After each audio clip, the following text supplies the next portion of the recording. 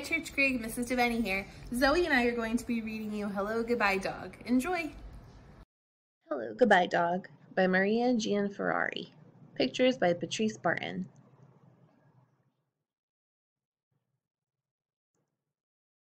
Hello, Moose, said Zara.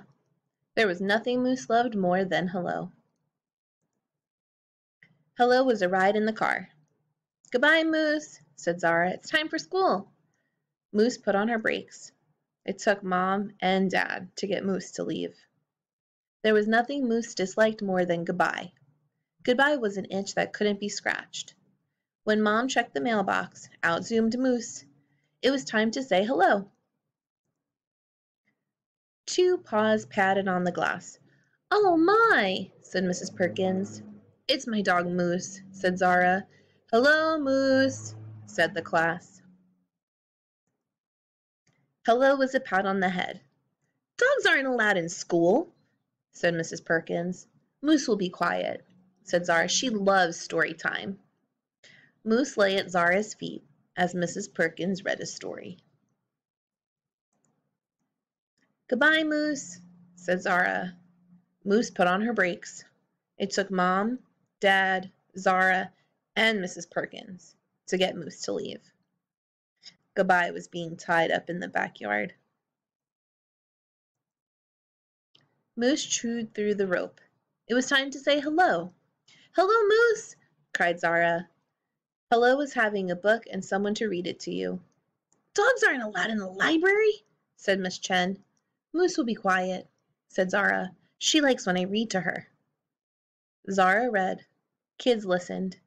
Moose's tail swept circles on the rug.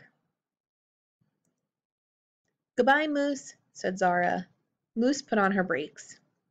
It took Mom, Dad, Zara, Mrs. Perkins, and Miss Chen to get Moose to leave. Goodbye was a closing door. Moose pushed through the screen. It was time to say hello. Hello, Moose, said Zara. Hello smelled like homemade cookies. Dogs aren't allowed in the cafeteria, said one of the lunch ladies. She'll be quiet.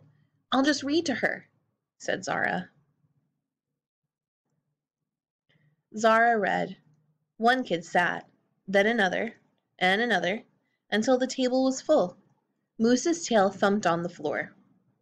What's that dog doing here? Asked Principal Evans. It's time for goodbye, Moose, said Zara. But Moose was tired of goodbye. A game of tag was on.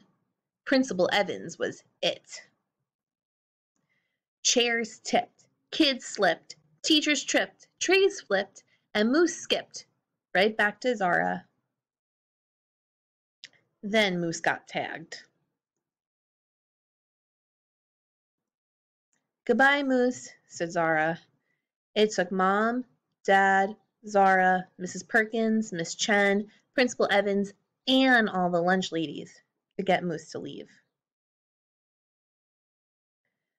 Goodbye was tag without an it. Goodbye was tug and no war. Goodbye was hide without seek. Goodbye was being alone. Oh! Yelled Moose. She needed to say hello, but Zara wasn't there. Hello, Moose, said Zara. I know you don't like goodbyes, and I have an idea. Zara took Moose to therapy dog school. Moose was tested on her temperament, check. On sitting, lying down, staying, check. On being with children, check. On being around wheelchairs, double check. Finally, Moose was ready. The next day, Moose joined Zara in the classroom.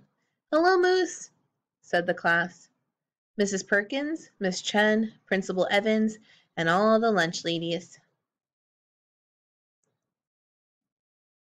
Today was hello. Author's note. Dogs can be bridges between people who might never talk to one another. Dogs can bring people closer together.